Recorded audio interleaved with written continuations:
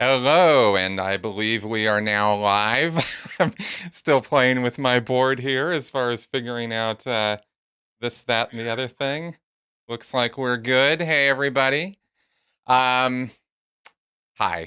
Okay, so we're gonna doing a live stream today. Just thought I'd throw out a little bonus episode and speak my mind about a few things, talk about some stuff that I have more than a little bit of attention on lately in terms of current events and stuff like that. Hey guys, everybody checking in here. Looks like this live streaming thing is starting to get a little more easy and regular to do in terms of all the technical aspects of it, which is always good. And one thing I haven't really had a lot of time to play around with and enjoy a lot is the voices that are available to me. I love that little feature, but I haven't figured out how to use it. Hey Flint, thanks for the super chat already. We are rocking here. All right, so um boy, where to begin? I put a little outline together here of some things to discuss or talk about. And first, I just want to give everybody a chance to show up and get going here. Um, Boy, interesting times. Interesting times. May you live in interesting times.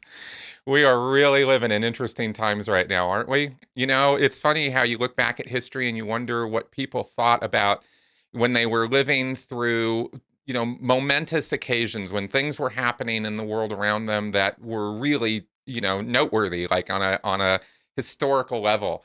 And I think a lot of us feel that we are living in those times now. Certainly a historically unprecedented number of disasters, between an epidemic and between financial issues and between this presidency and what's going on with it. I mean, 2020 is definitely going to be a year that's going to live in infamy, and I really, really hope that 2021 brings us better tidings. But, at the same time, we're only halfway through the year. So who knows? Maybe things could change for the better somehow. But it's like so much crazy stuff is going on. And yeah, I feel like it's a difficult thing to stand up against a storm and say, I think there might be a couple things that need to be commented on about this when it's still brewing at full force. That can be a dangerous thing to do. That can be a difficult thing to do. It's difficult for me. It's not like it's easy for me to just stand up and say, well, I disagree with some of this and know that there are going to be consequences and repercussions for that, but feel that it's my, place and duty to do that anyway. So that's kind of the position I'm coming at right now with this.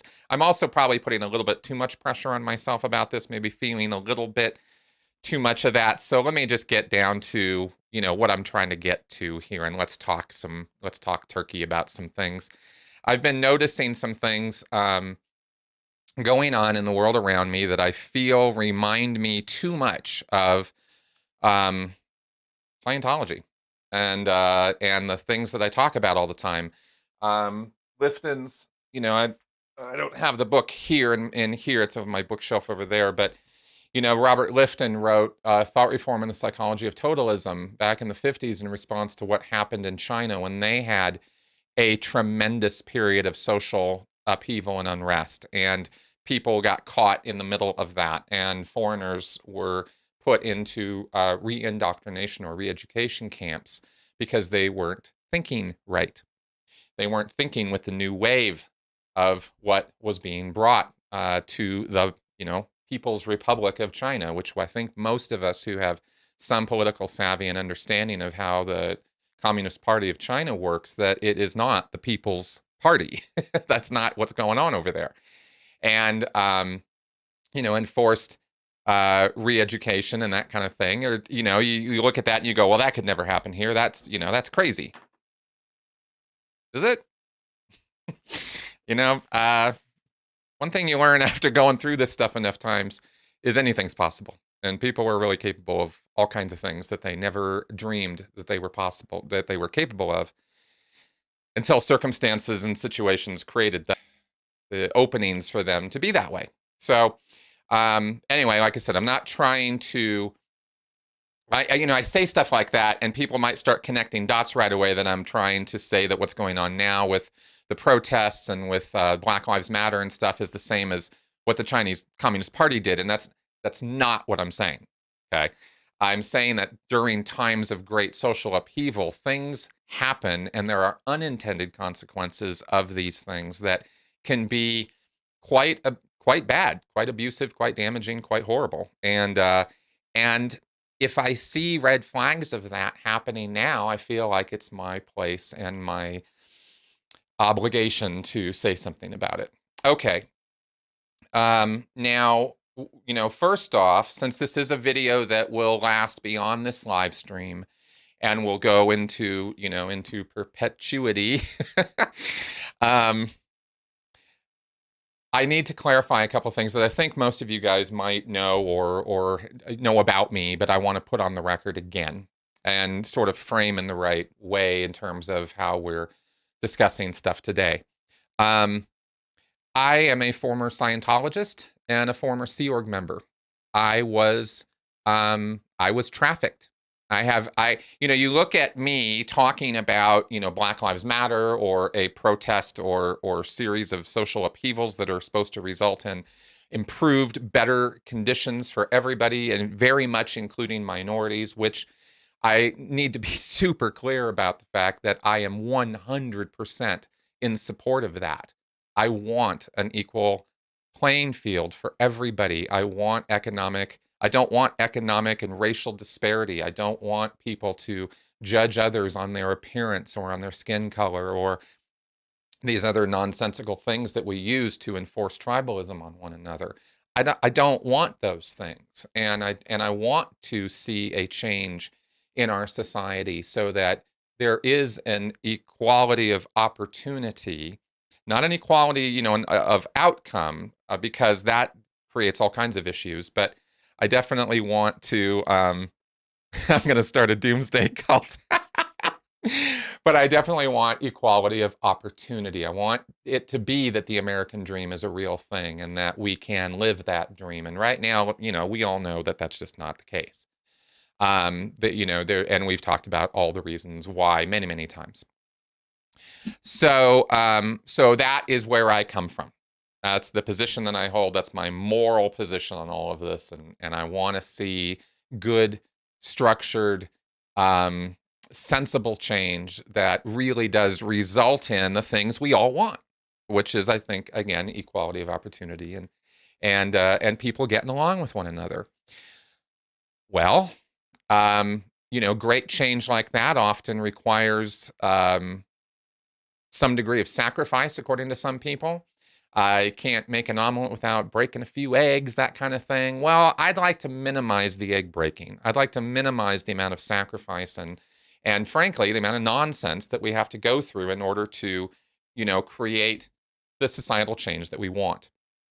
And when I see red flags in these movements or in these protests or in the things that people are talking about or in the memes that they use, I'm going to comment on it because I've already been through an experience, having lived through, a couple decades of Scientology. I've lived in an oppressive system. I know what systemic problems look like. That's basically, when you're dealing with cults, that's what you're talking about, right? And I've been under the thumb of that. So I feel like the fact that I have that history, it's very real history. It's very, very real history to me still. Gives me a right to speak about these things despite the color of my skin, which some people will automatically dismiss me for. But I'm going to speak up on this anyway. Okay. Somebody's asking, is BLM cultish? Parts of it. But that doesn't mean that, that the purpose of it or what everybody's rallying behind is a bad thing. Okay. And that's where the nuance and the difficulty in talking about this comes from. If I sit here and say, well, Black Lives Matter is just a big cult. Well, one, that's just not true. And two, that would just be more kind of, well, black and white thinking, and I don't really necessarily want to do that. I just want to point out that there are parts of things that are going on right now that disturb me and I have attention on.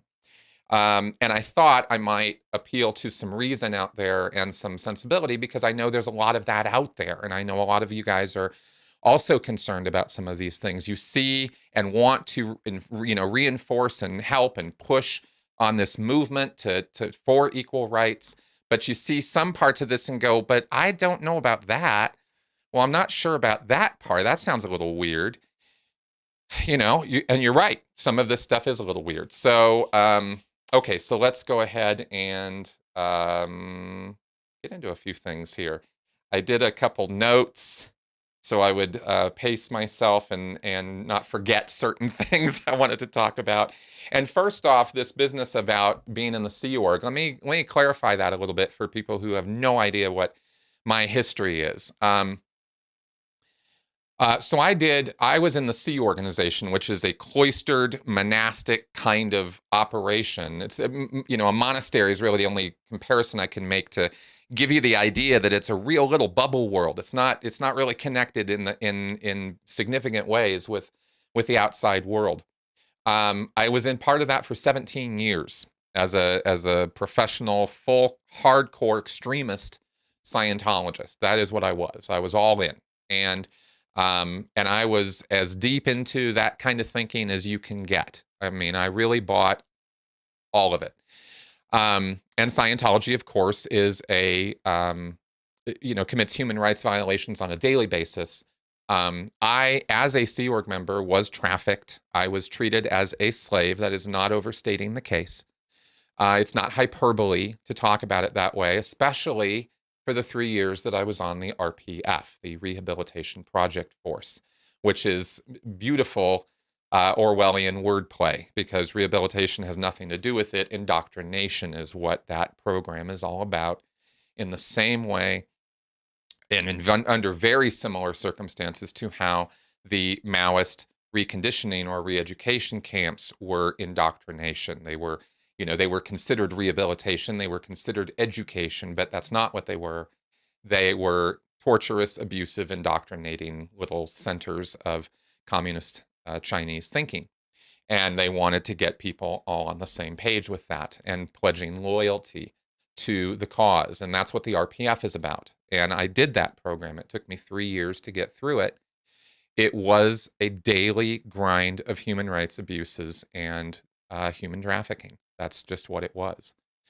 So, having lived through that, I do know what that is like. I know what oppression feels like. I know what it feels like to be, in a system where you have no ability to fight back, where you are discriminated against because of what you did. In this case, it wasn't my skin color. It was, because I broke the Scientology rules. And, I think I just got, thanks, Couch, for that super chat. Thank you very much. Yeah, we'll be getting to some modeling in a little bit. Okay, so I just want to put that out there because despite the color of my skin, I do understand oppressive systems. I do understand systemic problems, and I do understand what it does feel like to be oppressed and to be literally a slave where you don't have a voice in what's happening to you. You are relegated to the bottom of the pile on everybody's stack. Nobody thinks you're important. Nobody thinks that what you have to say matters in any way. And no one cares about what you have to say. That's the position that I was in as an RPFer, and frankly, most of the time as a Sea Org member. So I just want to put that out there as, no, it's not the same thing as having, shackles on me or something or being whipped. I certainly did not experience that. But I'd also like to point out, neither is anybody else in our modern society. That's not what's going on right now. So anyway, so I just wanted to kind of throw that out there to give some idea that I get how that feels and the injustice of it in fact, the reason I'm sitting here talking to you right now is because of that experience and my deep-seated desire to not, to prevent other people from ever having to experience anything like that. It's awful. And I definitely feel compassion and a lot of depth of feeling here for, that for living under oppressive systems and stuff. I do feel like I get it in a way that maybe, a lot of other people don't. And I'm just trying to make that clear.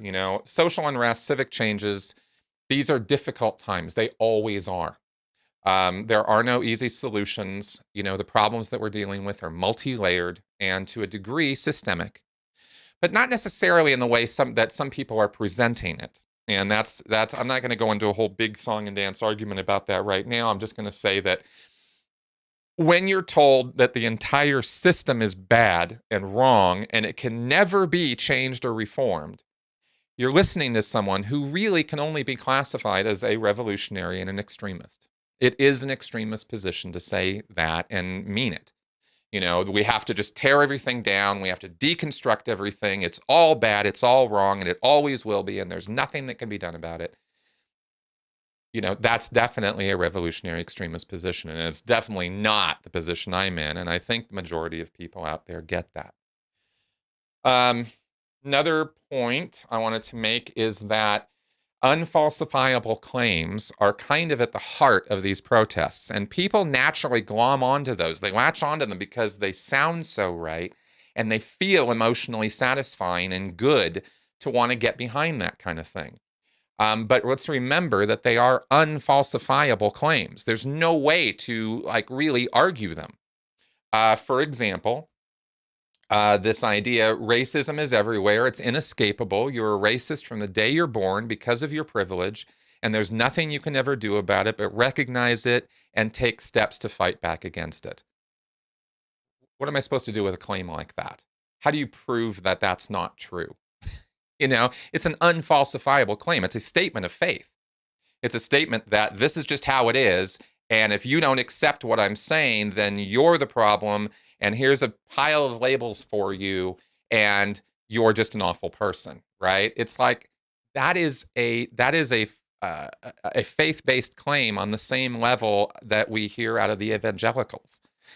So I push back against those kind of things because I believe that there are things that we can do about this, and that education actually does work, and that indoctrination can be countered, and that implicit bias is not a dirty word that is, that there's nothing you can do about those things. I just don't buy into any of that line of thinking. And in a way, I feel that whole line of thinking, that it's inescapable, it's everywhere, you're racist from the day you're born because of your privilege, that is, you are this, and there's nothing you can ever do about it. Well, great. That puts you in the subservient position permanently. How is that any different from saying because you're black, you're horrible and awful and I hate you and there's nothing you can ever do about it? It's sort of the same reverse logic, At least that's how I'm kind of looking at it right now. And I get the pushback, because of all the years of oppression and the years of truly, bad moves, bad legislation, bad justice. Yeah, those things are all true, but we can do something about those things. I can't do anything about this idea that I'm implicitly biased. Everybody is implicitly biased and nobody can ever do anything about it. I don't agree with that. And yes, there are people who think that and say that. And it is at the core of critical race theory that principle is a core principle of critical race theory. And I just don't agree with it. So got to say something about it. Okay, so let's see here, just since I've got these two things going back and forth here. All right, just kind of checking on the comments every now and again as I'm going, make sure I'm not completely off the rails here. Okay, so let's talk about some obvious truths. This is some stuff that I started writing down a couple weeks ago when I saw the protests and the riots and that kind of stuff start happening. And I never conflated the protesters with the rioters. I said, right away, I was trying to tweet out and talk about how there are hidden agitators, and in this case, even not so hidden agitators, who are trying to, use this movement, use these protests, use these ideas to, as opportunists. They're trying to, create their own civil unrest for their own reasons, or just mess things up because there are some people out there who really, truly just want to watch the world burn. It's weird, but it's true. And I think that's where, some of these rioters and stuff came from. But we don't really know a whole lot yet. And I've also been trying to caution from day one, hey, I've already been down this road. I've already done these deep dives. And I'm telling you, we're not going to get all the facts on everything that's going on right now. And we're all going to make a bunch of judgments. And we're all going to be very, very sure that we're right. And we really don't have any basis for knowing that we are right. I mean, how do we even know that the incident that happened in Minneapolis that started this whole thing was a race-based incident? We don't even know that, right? We're not in their heads. I mean, do I need to point out that 2 of the 4 officers were people of color? I mean, like, how do we know this was a racist incident? It's just instantly assumed it must be, and that's how it is, and that's the narrative, and we're running with it. And it's kind of exactly like what happened with Trayvon Martin in that sense.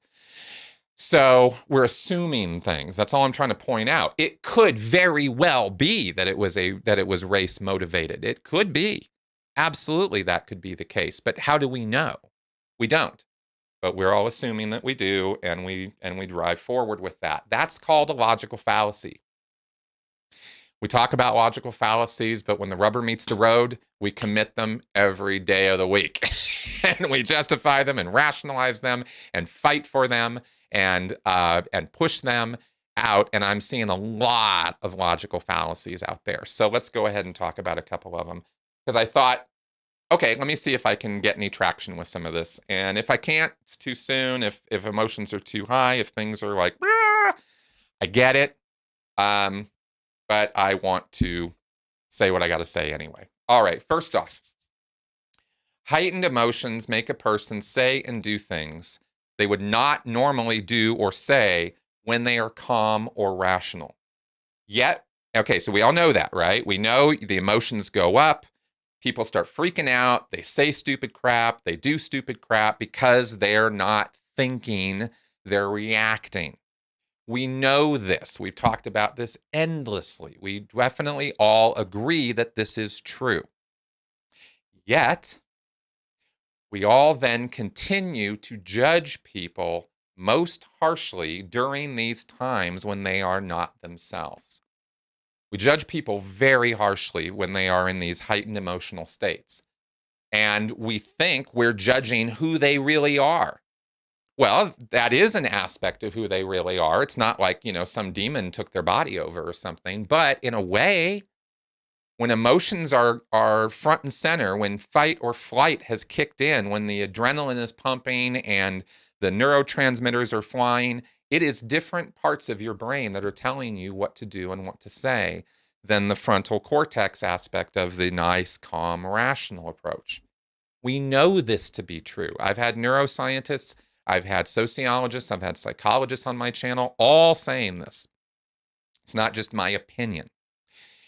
So why do we then, if we all know this is true, and we do, then why do we judge people most harshly for when they are not themselves? It's kind of harsh of us to do that. It's the mob mentality. It's the social hierarchy, status climbing and virtue signaling and all that. It's not good. It's not good that we do this. We somehow need to we need to make ourselves better than that. Because then, of course, a week passes, a month passes, a year passes, and then we have a whole different attitude about it. We look back and we go, oh, God, yeah, boy, that was crazy. Oh, man, yeah, mob mentality. Boy, that's sure bad, isn't it? So we all have that capability of calming the hell down and looking back at it and seeing in hindsight, oh, thanks, Teresa. Thank you very much for that. We all have that capability, but why don't we have it in the moment when we're doing all the harsh judging?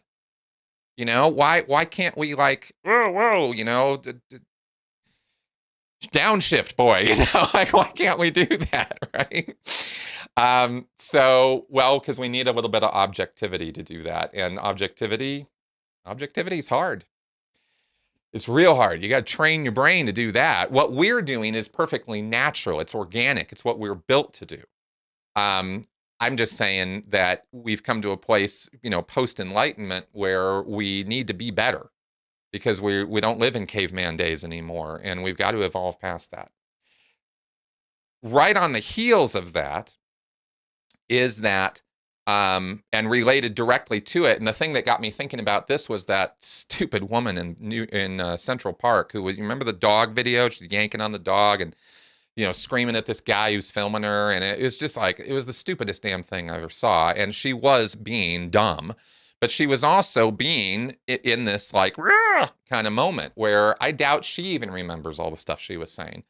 I'm not trying to give her a pass for her bad behavior. I'm trying to explain why it happens so that when we judge her or anybody who's in that position where they are, okay, brace for it, on camera. You put somebody on camera, you hold up your phone and you start filming them. And it's a weapon. And it can be, for that person, it can be a weapon of mass destruction to their life. We all know the consequences of getting of some viral of our bad behavior going viral. Some video going up there, and everybody's got a hot take on it. Everybody's got something to say. Everybody's going to weigh in on your bad behavior because you were on camera. And yet we all know that when we're on camera, we ain't ourselves. We act very different. Why? Well, look at it. If somebody was pointing a gun at you, you might act a little differently. These days, pointing a camera at somebody is very similar. You have the power to destroy their life overnight, at least their social life, their work life, their professional life, even their family life. Should this mean that we shouldn't call out bad actions or film things when people are doing bad things? No, of course not. I just want to put a plug in here for our humanity, that we remember that when somebody's being filmed, the amount of pressure that is suddenly on their head, the amount of threat that is suddenly on their head, puts them in this fight or flight situation again, where their heightened emotions, heightened anxiety, and generally speaking, the very worst of them will come out. And anybody out there who's pretending that we don't have the very worst of us in all of us, this is where the virtue signaling goes. It just drives me crazy. Hey, thanks, Cynthia. Thank you very much for that. You're awesome. We all are susceptible to that. We could all have a camera pointed at us someday and respond badly and have bad things happen to us as a result because the mob decides, that it's going to, virtue signal this person into unexistence. Okay, so those are problems. Now, so I wanted to point that out because I'm getting, this like internet mob justice thing is really not a whole lot different from the days of the witch hunts, and we got to figure out a better way to treat each other.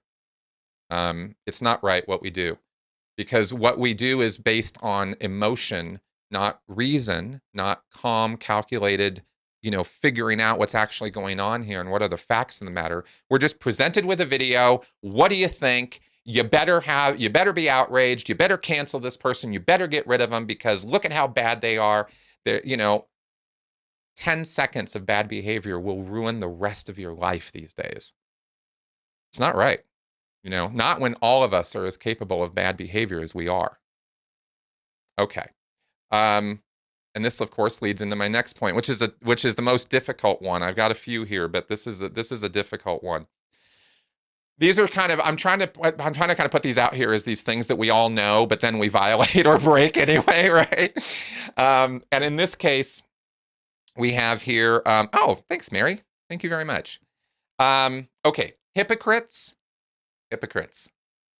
Hypocrites are the loudest and most irrational critics, accusing others of what they themselves are doing.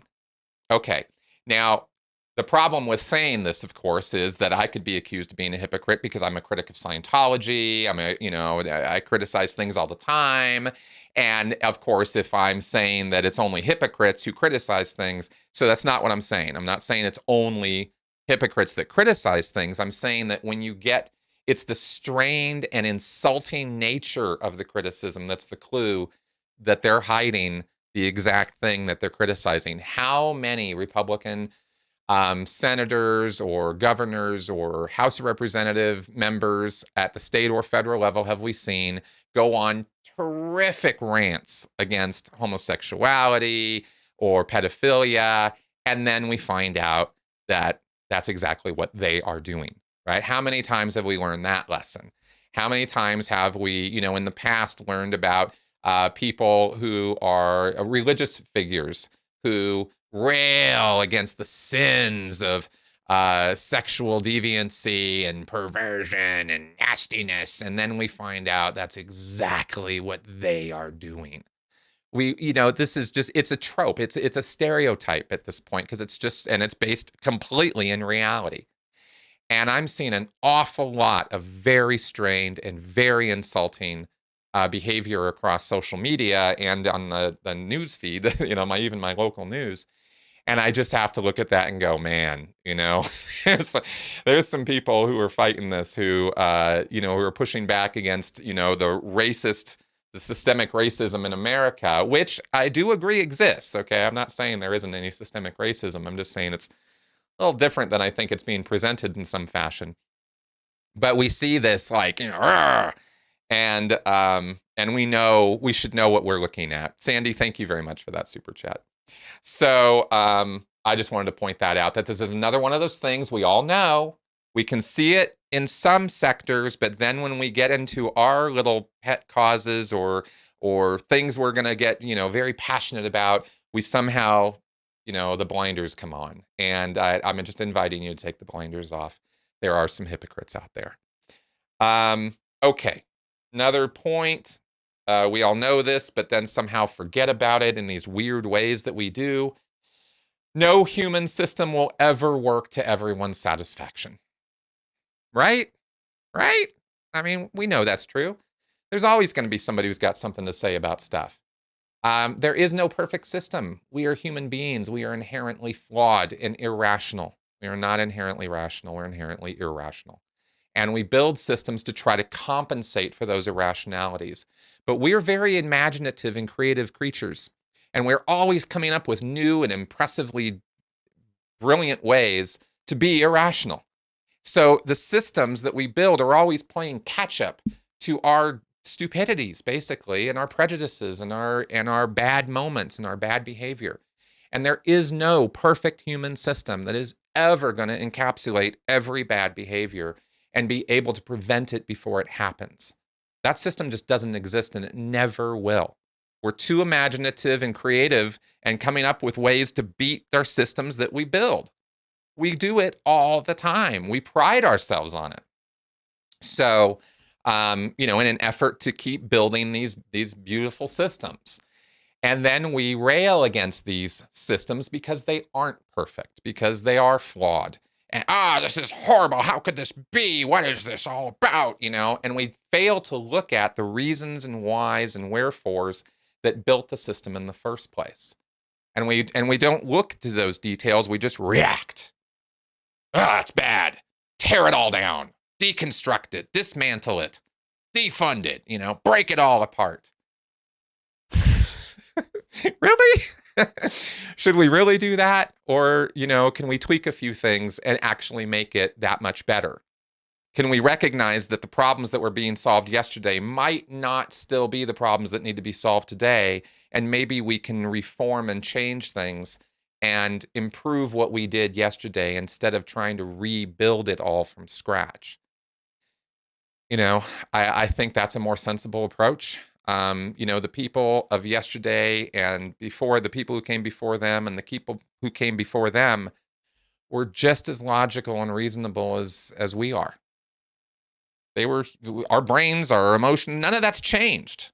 In the short period of time that we have been around on this planet with civilization, certainly in known recorded history, we've basically been the same people. We haven't changed that much.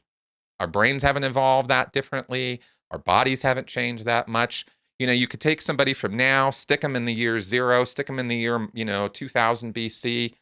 Biologically, they're going to get along great with everybody. They're going to, they're going to function at the same performance levels. So we could give a little bit more benefit of the doubt, a little bit more credibility to the people who came before us and the problems they were trying to solve in the context in which they were trying to solve them, and try to understand that, so that we can then change things in a sensible way instead of just a reactionary way of, it all has to go, it all has to go. All right, anyway. I know there's contention there, but I just thought I'd, again, point that out. Okay, another logical fallacy that a lot of folks I see are falling into with this. Okay, Flint's asking me a question here. Since it's Flint, I will take it up. What are your thoughts on the obvious abridgment of the protesters' First Amendment rights and Barr's obvious lie fest to cover for it? Yeah, I ain't down with Trump and his administration, and I am not down with people tear gassing protesters who are peacefully protesting. I ain't down with that at all. I am all about the Bill of Rights and the ability to practice that Bill of Rights in a safe and sane and rational manner. My pushback right now is a little bit of the safe and sane and rational part, not the right to do it.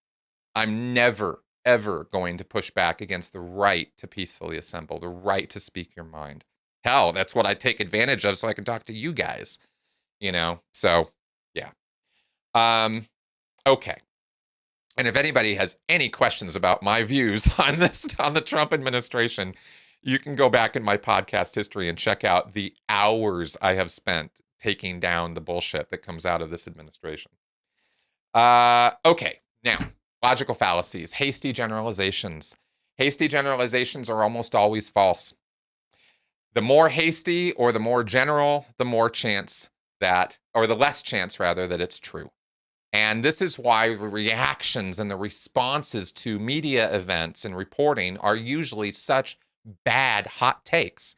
We don't have all the facts, we don't have all the reasons, but we're going to assume everything and then proceed from the position that we were right all along, when in fact, most of the time we were dead wrong. We have to learn that lesson over and over and over again. Okay, and right alongside of that, another one of these wonderful logical fallacies and problems in our thinking, confirmation bias. We see, okay, now again, I've been over this with neuroscientists, psychologists on this channel. It's not just my opinion. We see what we expect to see or what we predict that we will see, not what's really there. It takes work for us to overcome that. It's an organic, natural process. It is a survival trait that allowed us to become who we are. But logically, in a sane, rational society, it creates a lot of problems. It's confirmation bias. You have to think about what you're thinking. You have to put effort into it in order to bring a rational calm to it, because we immediately want to jump to the conclusions, engage in the hasty generalizations, know we're right, and just run with it. So we have to fight that. And we know this is true. Here's the thing about this is we talk about this. We know this is true. We know we jump to conclusions. We know we have all these fallacies.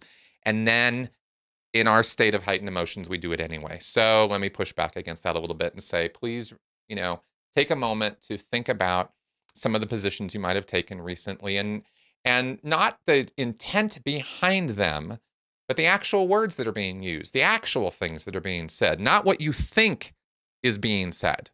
This is really important, because if you want to know why it is people join destructive cults, this is why. Because they think they're hearing one thing when they're actually being told something completely different. And they think that what they're hearing is one thing. They think, oh, this is going to be the greatest thing ever.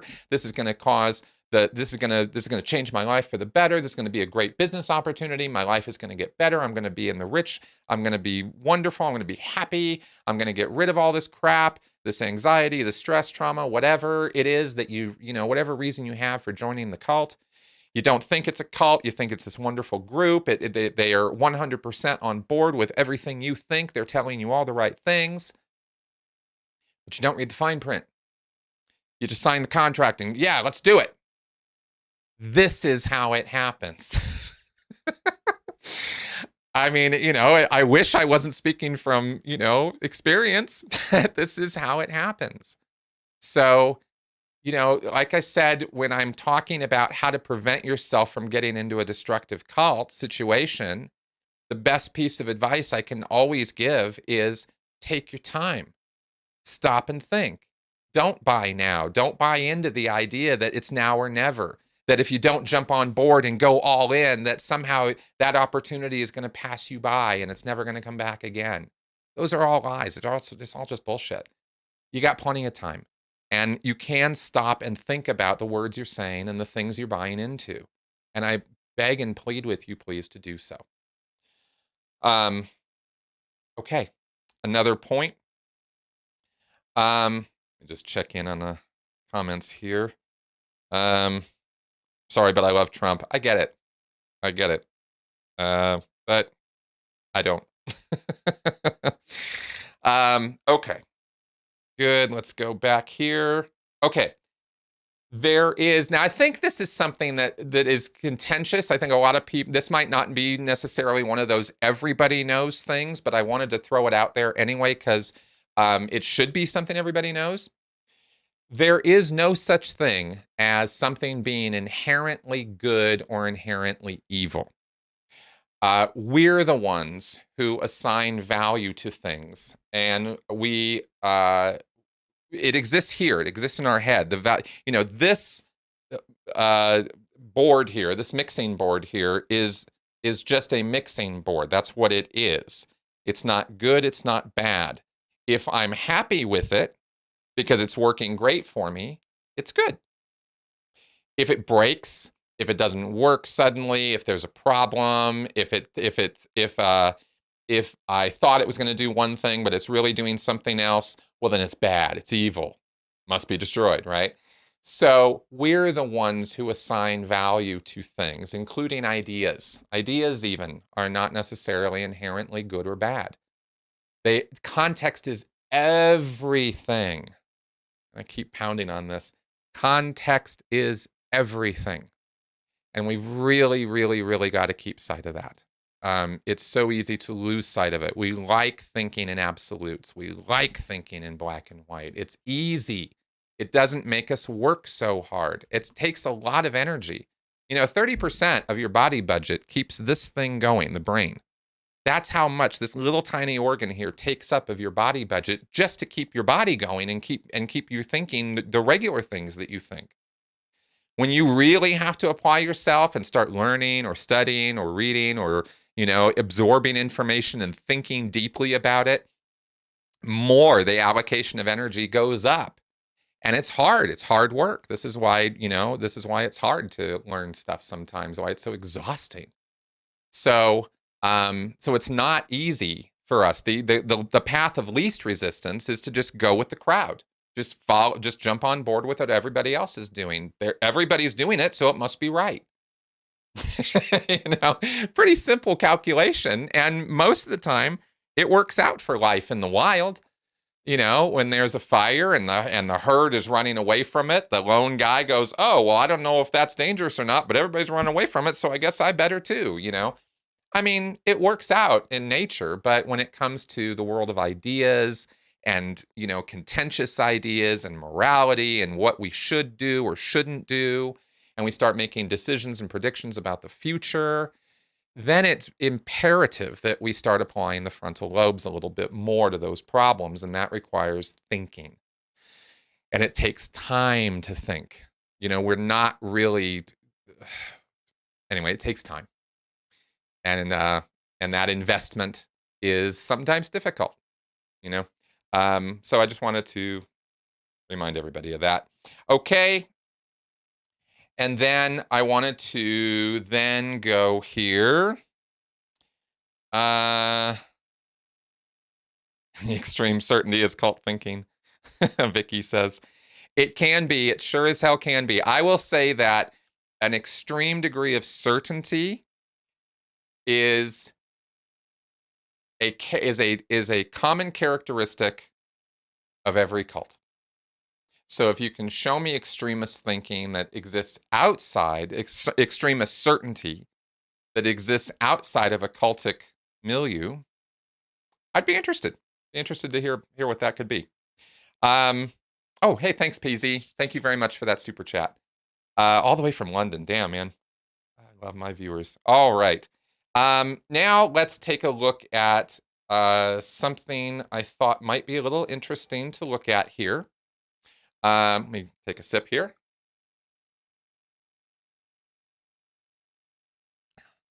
Just barreling through this stuff.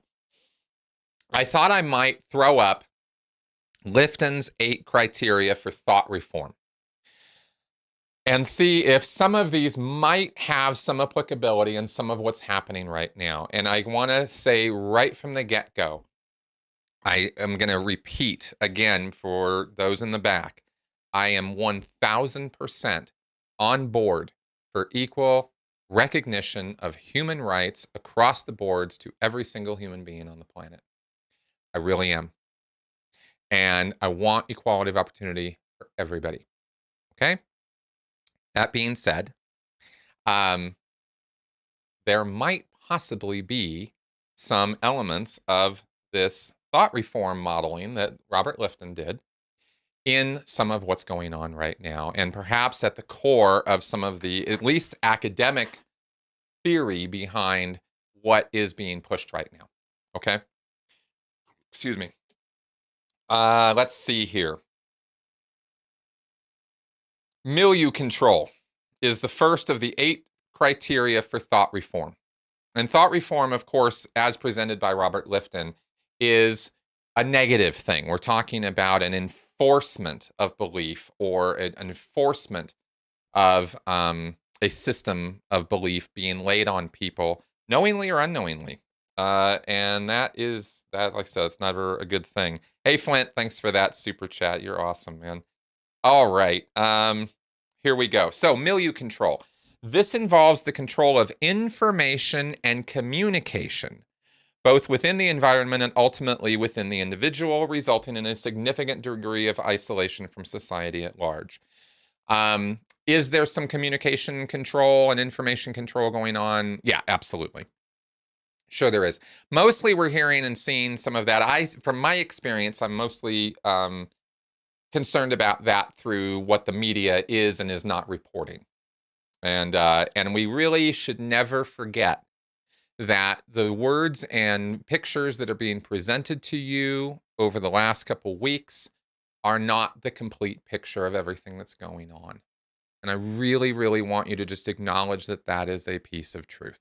It's not to say that the things that you think are wrong or the things that you believe are wrong just because you don't have the whole picture, but you can't be sure that what you're thinking and what you know is true because you saw it with your own eyes.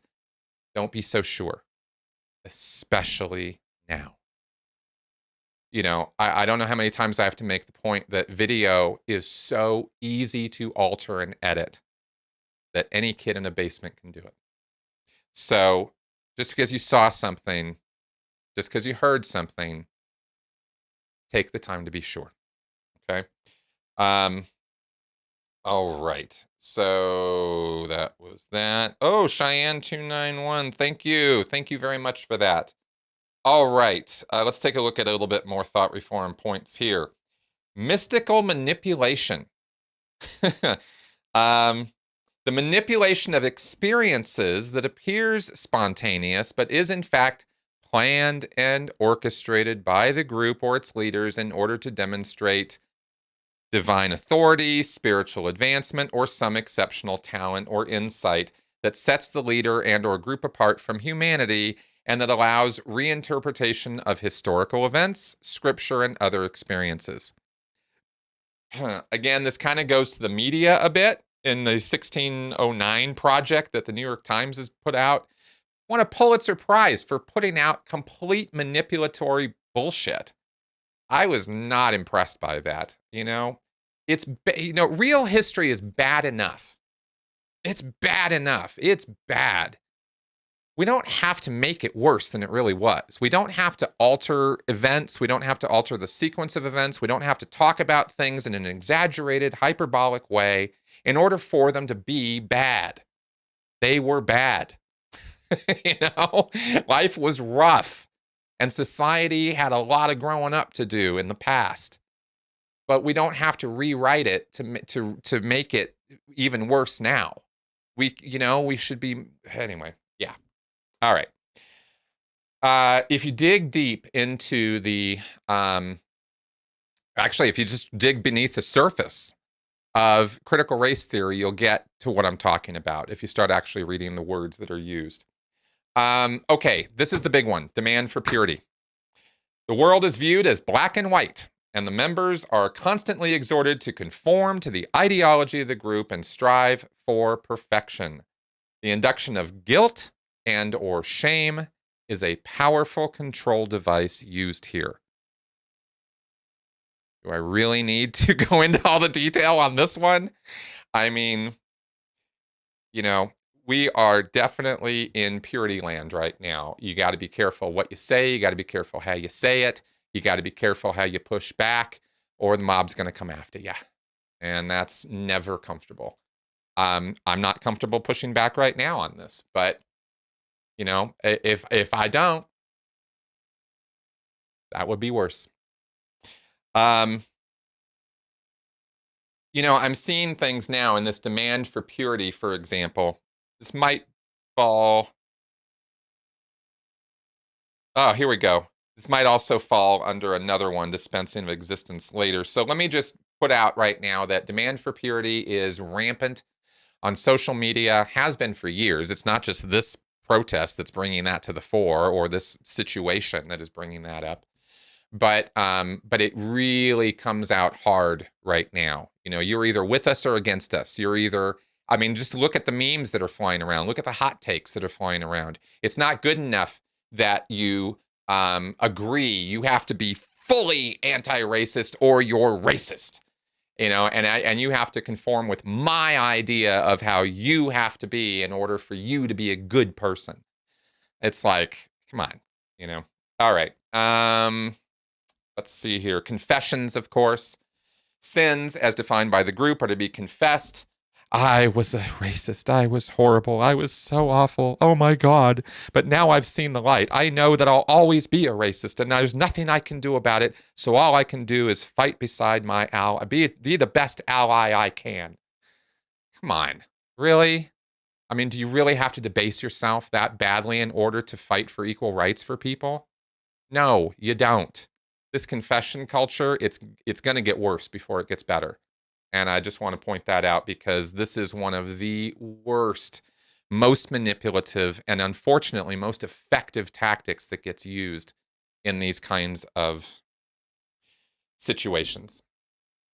Okay, of course, then you have sacred science. The group's doctrine or ideology is considered to be the ultimate truth beyond all questioning or dispute.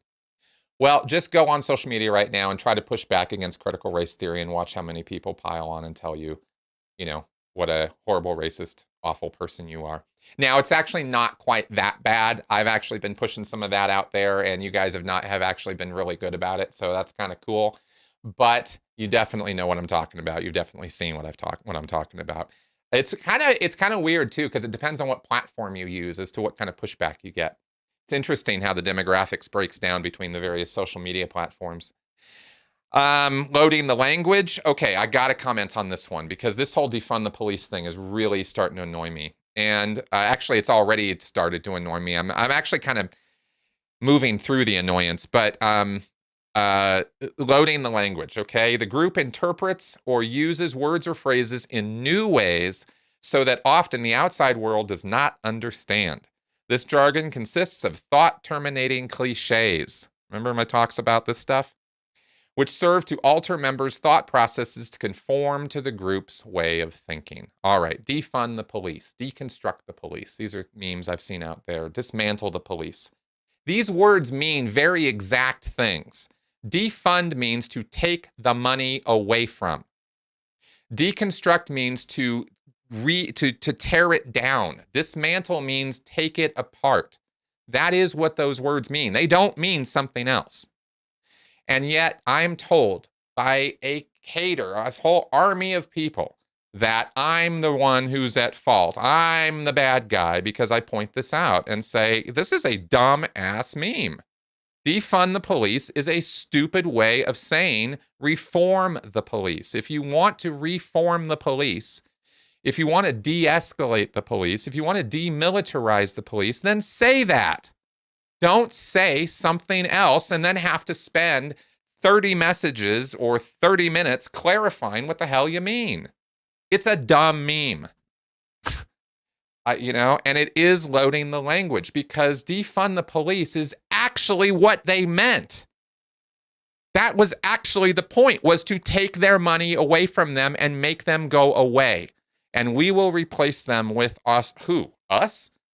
Gangs? What? What is this supposed to be replaced by? Now, I know that there are programs and that the Reformation movement is a good one. It's one that I stand behind. I want the police reformed. I was talking about police training, police reformation years ago. I mean, go back in my podcasts. I did. I went back and checked just to make sure I knew what I was talking about because, memory is a little tricky sometimes. But no, I was on the right page on this. But defund, these words, they mean things. And when you argue that they don't mean that, let me tell you how bad this gets. Somebody posted this on my Facebook today and I just about fell over. Defund the police hashtag does not mean eliminate all police funding. Yes, that is what it means. Defund the police means police will be funded, police will not be overfunded, redistribute the city budget, everyone gets a fair share. Okay, that's not what defund the police means. And here's how bad this gets. This is how I knew we were entering cult territory. Understand, this is part of this message that was given to me. Understand that presenting defunding the police as the same as eliminating all funding for police is intentionally misleading and manipulative. So if I understand the words you're saying according to the dictionary definition of the words, I'm the problem, I'm the one who's being intentionally misleading and manipulative. This is how cult thinking works, guys. This is how it works. Okay. Words mean things. And one of the key tools, one of the most important and powerful tools out there for cultic thinking is the redefinition of words.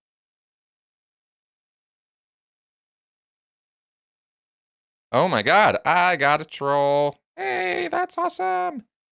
All right. So, don't hold back. Okay, I won't. Bye, Paul. Oh, you silly man. Okay. Let me just get this out of here. Bye-bye. I don't like being trolled. Okay. So, words mean things, guys. And sometimes the words that are used out there are not the words you think they are, or the definitions that you think they are. Racism, for example, has been redefined in critical race theory and in academia to refer to power structures and conglomerates of power. And if you are in a position where you're part of that power structure, then you are the one who is in charge. And this is where racism comes from. It's not about hatred because of the color of skin or something like that. So these redefinitions are important because you could be inadvertently contributing to a movement without really understanding what you're contributing to. And this goes right in line with what I was just saying a few minutes ago about how people get into cults. Is they get in through deceptive means. They tell you one thing when they mean something else.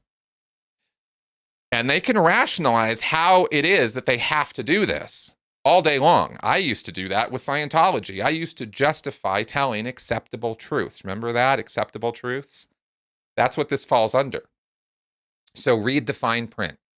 Do some research. Find out what you're actually backing before you put your full effort and punch behind it. And then if it is something that is valuable and important and is going to create positive change in our society, then for God's sake, please do back it up and fight for it as hard as you can. Just be careful what you commit to. That's all I'm trying to say right now. Opportunists are around us. And not everybody who says they're on board is really on board with what you think they are. Okay? All right. So, Flint, he called it a phaser.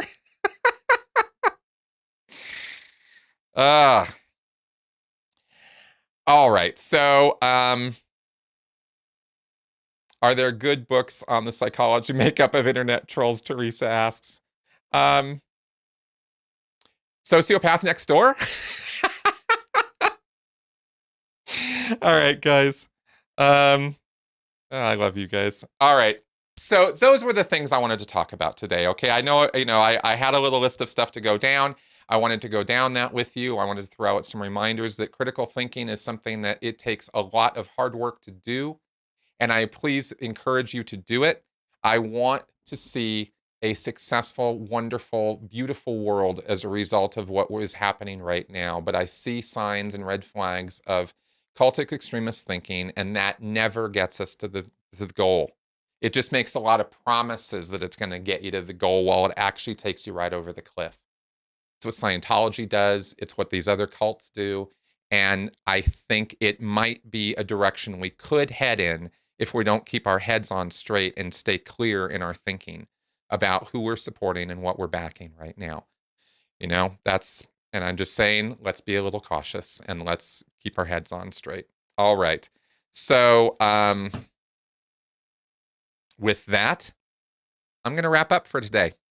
I will be live later on a different person on the Thinking Atheist show. So if you guys want to check that out, I think the link is up on Twitter. You can check that out.